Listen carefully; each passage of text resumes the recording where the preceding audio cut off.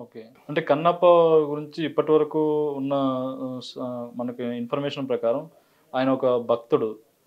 పోరాటం చేశాడు. కానీ రొమాన్స్ అనేది ఎక్కడ ఇప్పటివరకు చూపించలేదు. కానీ ఇందులోనే మెయిన్‌గా రొమాన్స్ అంటే అనేది మీరు 'శ్రీకాళహస్తి మహత్యం' చూసారా? రాజ్‌కుమార్ గారు యాక్ట్ చేసింది 'బేటర్ కన్నప్ప' తెలుగు. అహా! లేదు సార్. కృష్ణరాజు గారి 'భక్త కన్నప్ప' చూసారా? ఆ! అందులో రొమాన్స్ లేదా?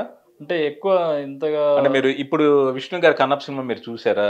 చూడలేదు. కానీ మరి చూడకుండా రొమాన్స్ ఎక్కువని మీరు ఎలా మాట్లాడుతున్నారు? అంటే ఇప్పుడు 'బాహుబలిలో' ప్రభాస్, తమన్నా మధ్య ఎలాంటి సీన్స్ ఉన్నాయో అలా అలా ఎందుకుంది? మీరు సినిమా చూసారా అని అడుగుతున్నాను. చూడలేదు కదా మీరు. సినిమా చూడలేదు సార్. మరి చూడకుండా రొమాన్స్ ఎలా ఉందని మీకు ఎవరు చెప్పారు? ఎలా అంటే మీరు కామెంట్ చేశారు? మాకిప్పుడు ట్రైలర్ అనేది రిలీజ్ చేశారు కదా ఆ సార్. ట్రైలర్‌లో మీకేం కనపడింది? ఇప్పుడు నేను ఒక మాట చెప్తున్నాను. హ్మ్.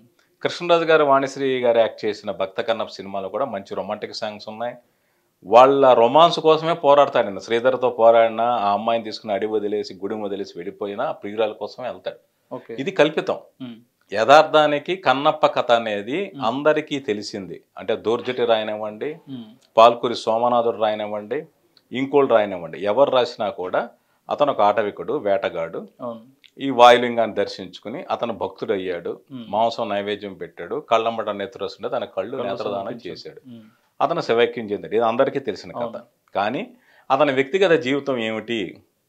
అతని కుటుంబ జీవితం ఏమిటి? అది అనేది ఎవరికీ తెలియదు.